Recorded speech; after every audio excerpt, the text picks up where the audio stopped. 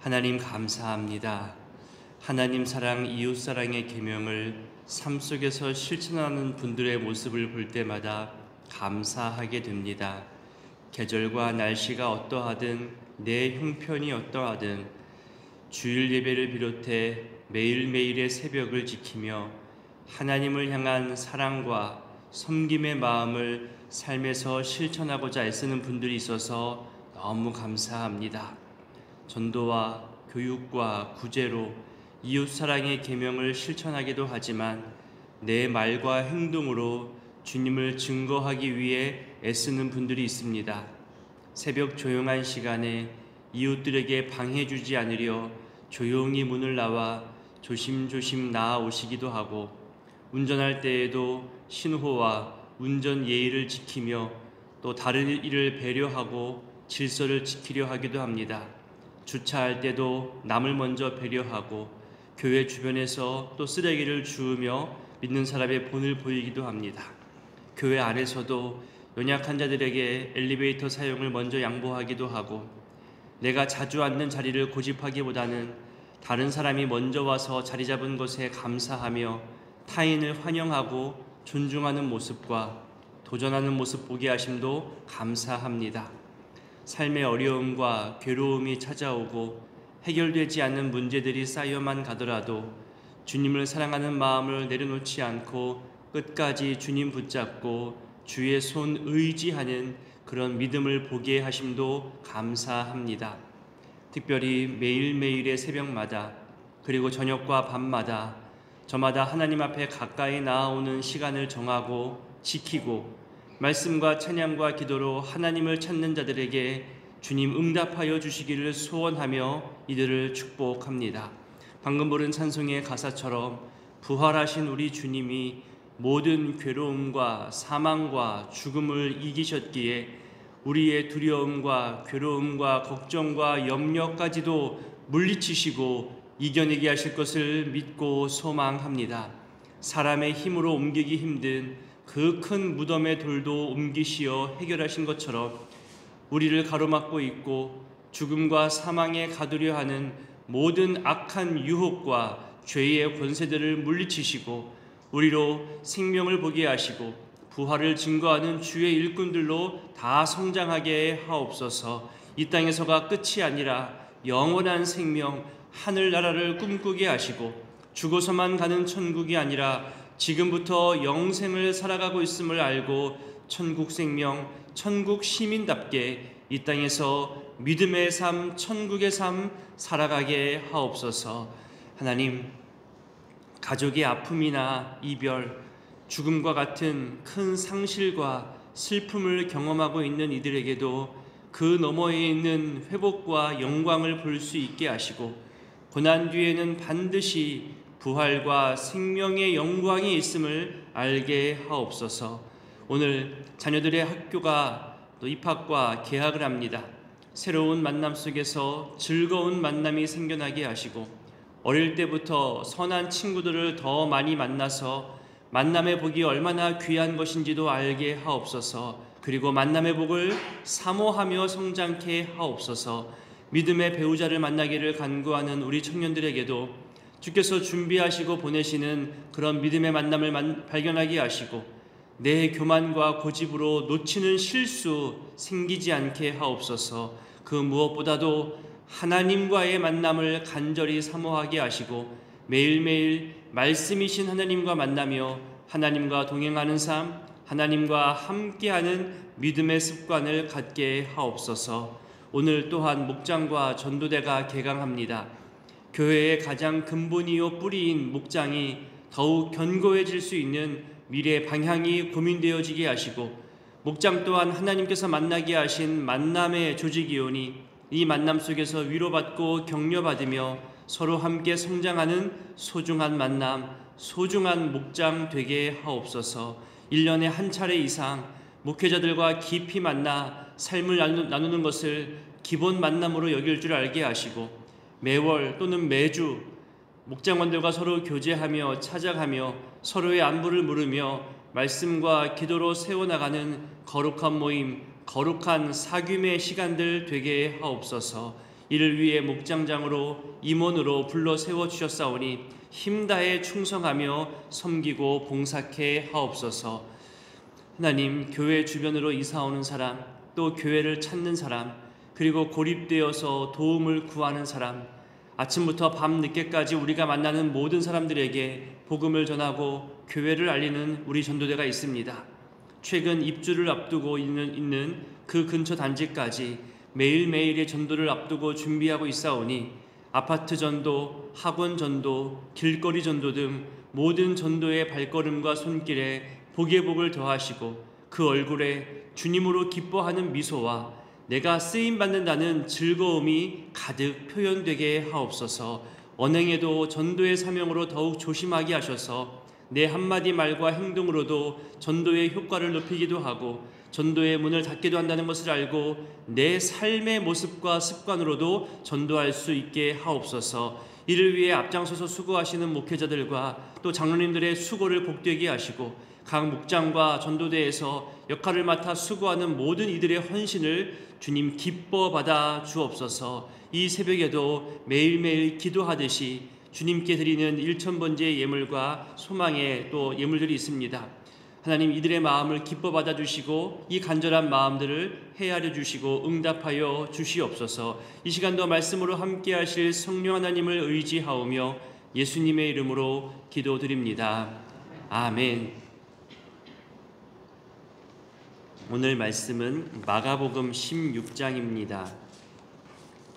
몇 번 알려드린 대로 마가복음은 예수님의 마지막 일주일에 대한 내용이 전체 3분의 1 정도가 될 만큼 예수님의 고난에 대해 더 많은 중심을 두고 더 많은 기록을 한 복음서입니다. 이제 그 고난 뒤에 또 죽음 뒤에 부활의 영광이 있다는 것을 알려주는 것이 오늘 본문 마지막 장 16장의 내용이지요. 먼저 1절부터 8절은 마리아와 몇 명의 여인들이 예수님 무덤을 찾았을 때에 천사가 예수님의 부활 소식을 알려주는 내용이 나옵니다. 왜 무덤에 찾아갔는지, 누가 찾아갔는지, 천사는 어떤 내용의 말을 전했는지 한번 살펴보겠습니다. 먼저 1절부터 4절까지를 읽어보겠습니다. 안식일이 지나매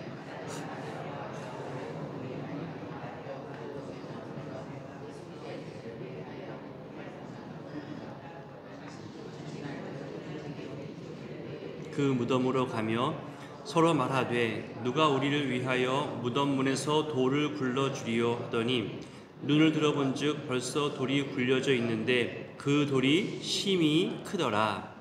오늘날로 말하면 금요일 오후에 예수님 십자가에서 돌아가시고 난 다음에 토요일 안식일을 보내고 그 다음날 주일 새벽에 여인들이 무덤을 찾아간 거죠.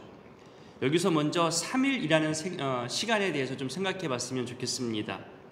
제가 10살도 채 되지 않았던 때로 기억납니다. 사도행전을 외우고 고백할 때 사흘 만에 다시 살아나셨다는 그런 고백이잖아요.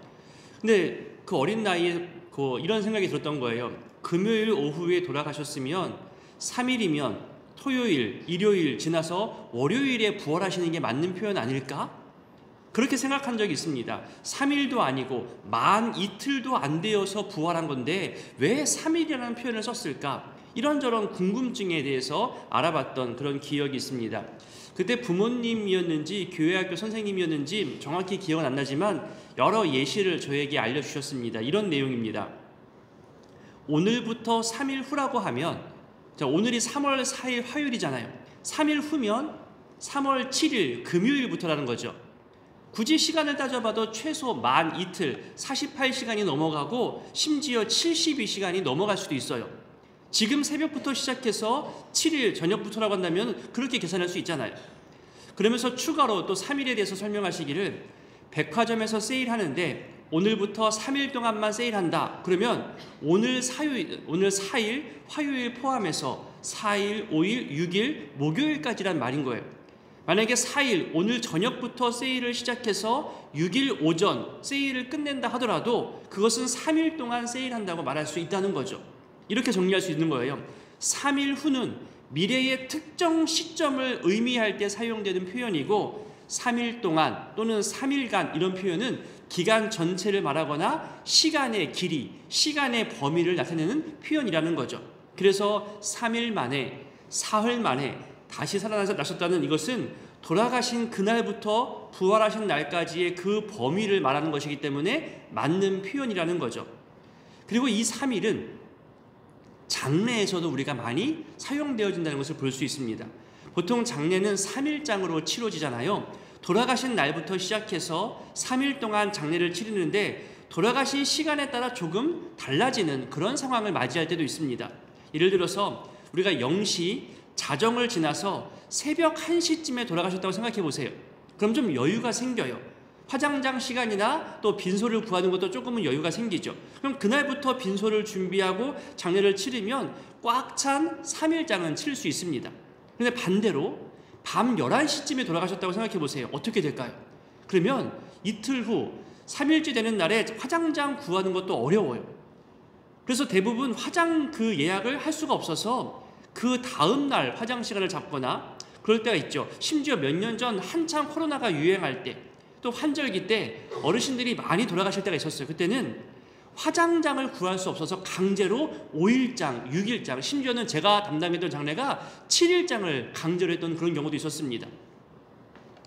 아니면 돌아가신 날로 기준하는 것이 아니라 화장하는 날을 기준 삼아서 거꾸로 3일장을 또 치렀던, 기다렸다가 3일장을 시작했던 그런 경우도 있었습니다. 이렇게 3일과 장례 이야기를 꺼낸 김에 최근 제가 경험했던 유족들이 고민한 몇 가지 사례를 소개하면서 여러분 주변의 장례와 또 교회의 장례를 요청할 때 생각할 수 있는 것들에 대해서 좀 말씀드리고자 합니다. 먼저 집이든 병원이든 임종이 다가올 때에 교회에 임종 예배를 신청할 수 있습니다. 그분이 만약에 세례를 받지 못한 경우가 있잖아요. 그래서 병상 중에 믿음은 있는데 교회에 나오지 못하는 경우, 그동안 교회에 오고 싶어도 못 나왔을 경우는 병상 세례나 임종 전 세례를 요청할 수 있습니다. 이 임종 예배 때에는 당사자가 말할 수 있는 의식이 있을 경우에는 신앙의 유언을 남길 수 있는 시간을 가져도 좋고요. 온 가족이 함께 예배하거나 서로 간에 마지막인 것을 알고 축복의 대화를 나눌 수도 있습니다. 이때 동영상이나 녹음이나 사진으로 기록을 남기셔도 괜찮습니다. 이제는 돌아가신 다음이 중요하잖아요. 먼저 우리는 별세라는 표현을 씁니다. 주보에도 별세라고 광고가 나가죠. 하나님이 부르셨다라고 말해서 소천이라는 말을 쓰기도 하지만 보통은 소천했다는 말은 쓰지 않습니다. 상조회사에 가입되어 있을 경우에 그 상조회사와 연락해서 먼저 화장 날짜와 시간을 정하시는 게 좋습니다. 그래야 전체 일정 정하기가 수월합니다. 동시에 교회에도 알리셔서 한두 번 그냥 위로 예배로만 요청할 것인지 아니면 전체 장례의 예식 순서를 다 맡길 것인지를 유족들은 정해 주셔야 합니다. 흔히 말하는 교회 주관 장례냐 아니냐를 결정한다는 거죠. 다른 교회가 주관할 때에도 만약에 우리 집 장남이 다른 교회에 다녀요. 그래서 다른 교회가 주관할 수 있잖아요. 그럴 때에도 우리가 함께 예배드려도 괜찮습니다. 그거는 예의가 없는 게 아닌 거예요. 무례하지 않아요. 또한 우리가 주관하여 교회에서 예배를 드릴 때에도 유족 중에 다른 교회를 다니는 사람이 있을 수 있잖아요. 그럼 그 교회에서 요청해서 함께 예배드려도 괜찮습니다. 고인이 살아계실 때에 고인의 뜻을 물어서 진행해도 괜찮고 유족들의 의견을 모아서 그런 예배 순서라든가 주관하는 교회를 미리 정하시는 것도 괜찮습니다. 교회 주관으로 진행할 경우에 가능한 기독교 예식으로 진행되도록 온 유족들이 협조해 주시는 게 제일 좋습니다. 유족들이 여러 교회에 다니는 경우에는 위로 예배가 정말 많아요.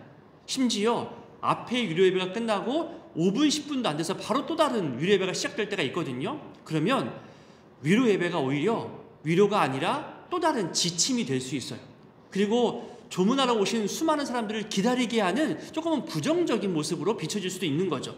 그래서 연이어 위로 예배를 드리는 것이 유족들을 지치게 하거나 또는 불편하게 할 수도 있기 때문에 이런 경우는 앞서 말씀드린 대로 함께 미리 조율해서 같이 예배를 드려도 괜찮습니다. 늘 유족 중심이라는 것을 기억하시면 되겠습니다. 장례 시에 상조회사나 병원 측에서 몇 가지 고집하는 경우가 있고 또 유도하는 경우가 있습니다. 이것이 평소라면 충분히 분별이 되는데 피곤함과 갑작스러운 장례에는 끌려가게 되는 경우를 보게 됩니다. 처음 계약되어진 내용대로 하는 것은 어쩔 수 없이 지켜야만 하지만 예를 들어 수의, 관의 종류, 유골함 이런 경우는 고인을 향한 유족의 마음을 이용하거나 유도해서 값비싼 것을 과하게 요구할 때가 있습니다. 그것이 마지막까지 효와 사랑을 다하는 것이라 그렇게 말하기도 합니다. 여러분, 요즘 대부분 다 화장을 하는 문화잖아요. 고급 수의, 단단한 관, 좋다고 말할 수 없습니다. 오히려 반대되는 경우도 봅니다. 입관 후에 덮개로 전체를 덮기 때문에 외견상도 크게 의미를 두는 시대가 아닙니다. 평소의 형편대로 하는 것이 제일 좋습니다. 못다한 효의 마음과 감정을 이용한 그런 과한 지출은 분별하시고 피하는 것이 더 좋습니다. 날짜를 정할 때 여러분 이 부분이 많은 문의가 오는데요. 주일은 보통 장례를 진행하지 않는 것이 일반적입니다. 우리 교회는 오후 예배, 그러니까 공예배를 마친 다음에는 장례 예식에 참여하거나 허락하는 그런 경우가 많이 있었습니다. 가급적 주일에 장례를 진행하는 것을 추천드리고 싶지는 않지만 몇 가지 경우에 한해서는 유족과 상의해서 정할 수 있는 그런 경우가 있습니다. 예를 들면 이런 것들이에요. 금요일 오전에 돌아가셨어요. 3일장을 하면 주일날 발인이 되는 거죠. 근데 주일을 피하다 보니까 월요일까지 4일장을 하거나 아니면 하루 늦게 토요일부터 장례를 시작하는 그런 경우를 보게 됩니다. 우리 교회에서도 그런 경우가 있었어요. 월요일 발인과 화장 시간을 정한 다음에 진행하는 거죠. 하지만 빈소 비용도 부담되고 하루 더 장례를 진행하는 것이 피곤함도 있고 또 출퇴근과도 연관되어 있기 때문에 그렇게 오래 진행하는 것은 현실상 어려울 때가 많습니다. 그래서 이런 경우가 생겨요. 금요일 장례를 시작해서 주일날 발인은 교회 주관으로 할 수 없이 가족들끼리 할 수밖에 없지만 가족들 중심으로 발인하고 화장까지 다 마친 다음에 주일 오후 늦게 안치하는 예식을 교회와 함께 할 수는 있습니다. 또는 주일에 먼저 화장을 하고 마친 다음에 유골함을 집에서 며칠 동안 보관한 다음에 주일이 지난 그 다음 월요일이나 며칠 지나고 나서 유족들이 다 같이 모일 수 있는 날에 그날에 안치 예식을 하는 것도 괜찮습니다. 또는 금요일 새벽이나 오전 일찍 돌아가셨을 경우에는요, 화장 시간만 빨리 정할 수 있다면 이틀장으로 토요일 늦게라도 발인과 화장하여서 장례를 마치게 되는 것도 저는 괜찮다고 말씀드리는 편입니다. 예전처럼 의학적 사망 판정에 오류가 많을 때에는 24시간이 지난 다음에 입관하는 경우가 많았습니다. 하지만 현대의학에서 사망 판정을 받으면 오류가 거의 없습니다. 그래서 하루 지나기 전에 입관을 해도 괜찮고 또 입관과 발인을 동시에 하는 경우도 많이 보이게 됩니다. 이런 다양한 장례 사례에 대해서 우리가 알고 대처하는 것이 좋습니다. 그런데 대부분 처음 장례를 경험하게 되면 주변 말에 끌려가거나 또는 과한 지출로 많은 손해와 아쉬움을 경험하게 됩니다. 경황이 없어서 상호간 신뢰를 범할 때도 있지요. 바라기는 여러분 교회에서 장례 소식이 생길 때마다 많이 참여해 보십시오. 그러면 알게 모르게 배우고 경험되어지는 것들을 보게 됩니다. 특히 죽음을 더 많이 생각하면서 천국 소망과 부활 신앙에 대해서 더 견고히 할 수 있는 기회가 있기 때문에 장례에 많이 참여하는 것을 저는 더 권면드립니다. 이에 대한 간략한 설명을 온라인 요약, 여러분 그 경조 부분에 초안을 만들어 놓았거든요. 보시면서 또 문의하시고 조금씩 조율하고 정리해가면서 우리도 보완해 나가도록 하겠습니다. 다시 본문의 내용으로 와서 1절에 3명의 여인들의 이름이 나오죠. 당시 여성의 발언과 증인이 법적 효력이 없었습니다. 그럼에도 불구하고 마가는 실제적인 인물을 직접 소개하고 있는 거예요. 그러면서 부활의 역사성 그리고 신원이 확실한 3명의 증인을 표현하고 있는 겁니다. 또한 이와 함께 멀리 도망간 제자들에 비해서 가까이에서 끝까지 헌신한 사람을 드러내기 위한 마가의 그런 목적도 포함되어 있는 거죠. 가까이 있는 이들에게 부활하신 예수님의 소식이 제일 먼저 전해졌고 또 이들을 통해 확산되었습니다. 최초의 증인이 될 수 있는 영광을 누리게 된 거죠. 그래서 여러분 사도행전에 보면요, 오순절 마가 성령 강림 사건 전후로 이들이 초대교회에서도 중요한 인물이 되어서 영향력을 끼치고 있다는 것을 발견할 수 있게 됩니다. 1절에 보면 또한 무덤에 간 이유가 나오죠. 그 시신에 향품을 바르기 위해서 무덤에 찾아갔다고 합니다. 가면서 걱정을 합니다. 무덤 입구에 있는 돌을 누가 굴려서 옮겨줄까? 여인들의 힘으로는 어려웠기 때문이에요. 왜냐하면 유대인들의 무덤 입구가 어떻게 되었냐면은 보통 경사진 곳을 이용해서 돌을 굴려서 막아놓습니다. 이 무덤 문을 열려면 경사면 위쪽으로 돌을 굴려야 했기 때문에 여성들의 힘만으로는 그 돌을 굴리는 것이 어려웠습니다. 그런데 도착해서 보니까 돌은 이미 굴려져 있어요. 그것도 큰 돌이래요. 여러분, 이 부분 읽을 때마다 저는 감동이 됩니다. 어떤 부분이냐면 내가 걱정하고 염려하는 커다란 돌과 같은 문제들, 내 힘으로 해결할 수 없어서 전전긍긍하며 그래도 끝까지 주님 의지하면서 해결된 것은 없어 보여도 끝까지 봉사하며 헌신하며 주님께 나아갈 때 어느새 그 돌은 옮겨져 있다는 거예요. 내 걱정이 해결되어져 있다는 건 이건 정말로 은혜의 시간입니다. 사건이지요. 날씨, 건강, 습관, 여러 어려움을 이겨내며 새벽을 지키는 여러분들에게 삶의 어려운 돌들이 굴려져 가고 해결되어지는 놀라운 역사가 일어나게 되기를 저 역시 이 말씀을 읽으며 축복하게 됩니다. 돌이 굴려져 있어요. 예수님은 보이지 않죠. 그리고 대신 다른 이가 있습니다.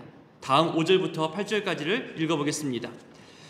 무덤에 들어가서 흰 옷을 입은 한 청년이 우편에 앉은 것을 보고 놀라매 청년이 이르되 놀라지 말라. 너희가 십자가에 못 박히신 나사렛 예수를 찾는구나. 그가 살아나셨고 여기 계시지 아니하니라. 보라, 그를 두었던 곳이니라.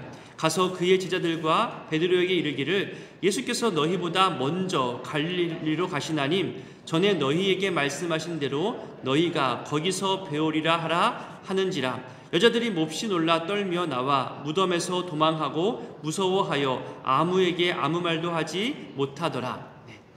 천사가 나타나 말하죠. 십자가에 못 박힌 예수, 다시 말하면 죽음의 예수를 찾지 말고 다시 살아난 예수를 찾아야 한다고 말하는 겁니다.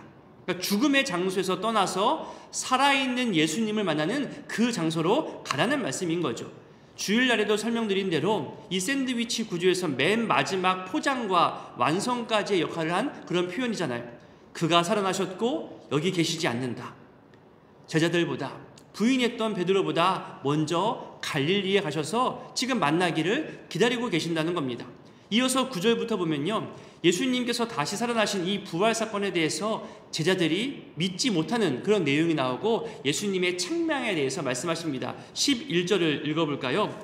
그들은 예수께서 살아나셨다는 것과 마리아에게 보이셨다는 것을 듣고도 믿지 아니하니라. 우리 연이어서 13절과 14절 읽어봅니다. 두 사람이 가서 남은 제자들에게 알렸으되 역시 믿지 아니하니라. 그 후에 11 제자가 음식 먹을 때에 예수께서 그들에게 나타나사 그들의 믿음 없는 것과 마음이 완악한 것을 꾸짖으시니 이는 자기가 살아난 것을 본 자들의 말을 믿지 아니함일러라. 아멘. 정말로 우리의 고집, 우리의 경험으로 이 새롭고 놀라운 이 믿음의 사건을 받아들이지 못하는 그런 완악함이 우리 가운데 있음도 부인할 수가 없습니다. 이제 15절부터는 부활하신 예수님께서 제자들에게 말씀하시는 지상 명령의 내용이 나오죠. 우리 15절과 16절을 읽어봅니다. 또 이르시되 너희는 온 천하에 다니며 만민에게 복음을 전파하라. 믿고 세례를 받는 사람은 구원을 얻을 것이요 믿지 않는 사람은 정죄를 받으리라. 그리고 이제 마지막 19절에 승천하시고 하나님 우편에 앉으신 내용, 그리고 20절에 제자들이 전파하는 모습과 임마누엘로 함께 하시는 모습을 말하며 마가복음 전체가 마치게 됩니다. 오늘 본문 이 마가복음의 마지막을 보면서 몇 가지 확인되는 게 있습니다. 예수님의 고난에 대해 더 많은 내용을 가지고 얘기한 마가복음이지만 결국 마지막에는 부활로, 승천으로 마무리하고 있습니다. 그러니까 부활을 분명하게 증거하고 있는 거죠. 결국 고난과 죽음을 이겨내시고 최후 승리와 영광까지도 마가는 증거하고 있다는 겁니다. 다시 말하면 기독교는 고난과 죽음의 종교로 머무는 것이 아니라 부활의 종교임을 분명하게 밝히고 있다는 거예요. 그가 여기 계시지 않다. 십자가에 못 박혀 죽으신 그 예수님만 찾지 말아라. 더 나아가 부활하여 살아계신 예수님을 만나야 함을 우리에게 알려주고 있는 겁니다. 그리고 부활을 믿고 확신하는 우리 그리스도인은 주님 다시 오실 때까지 복음을 온 천하에 전파해야 할 사명이 있다는 것을 마가는 마지막까지 우리에게 알려주고 있는 겁니다. 우리도 그렇잖아요. 매일매일 고난주간만 보내는 분들이 있어요. 정말 1년 365일을 고난과 슬픔으로만, 예수님 나 때문에 죽어서 어찌하지, 그것으로만 보내요. 아니에요. 그 너머에 있는 기쁨, 영광, 부활까지 더 나아가 1년 365일을 부활의 기쁨으로 살아가는 것이 우리 기독교입니다. 사순절과 부활절 역시 사순절과 고난주간 역시 부활의 기쁨을 더 깊이 경험하기 위한 앞선 준비의 시간일 뿐입니다. 여러분, 오늘 이 말씀을 기억하며 기도하실 때에 내 힘으로 어쩔 수 없는, 해결할 수 없는 걱정과 두려움의 일들이 우리가 주님 가까이 하고 주님 사랑하는 마음으로 헌신하며 섬길 때에 그 모든 무거운 문제들이 돌이 굴려져 가듯이 다 해결되어지기를, 다 사라지기를 우리 오늘 말씀 붙잡고 기도했으면 좋겠습니다. 고난과 죽음의 시간에만 머무는 그런 시간이 아니라 부활과 생명에 머무는 그런 우리 신앙 되기를 또 기도하며 기대했으면 좋겠습니다. 고난 너머에 부활의 영광이 있음을 알고 이 사순절을 맞이하는 그런 우리 절기가 되기를 또한 기도해 주시기를 바랍니다. 주기도문으로 함께 기도하겠습니다. 하늘에 계신 우리 아버지 이름을 거룩하게 하시며 아버지의 나라가 오게 하시며 아버지의 뜻이 하늘에서와 같이 땅에서도 이루어지게 하소서. 오늘 우리에게 일용할 양식을 주시고 우리가 우리에게 잘못한 사람을 용서하여 준 것 같이 우리 죄를 용서하여 주시고 우리를 시험에 빠지지 않게 하시고 악에서 구하소서. 나라와 권능과 영광이 영원히 아버지의 것입니다. 아멘.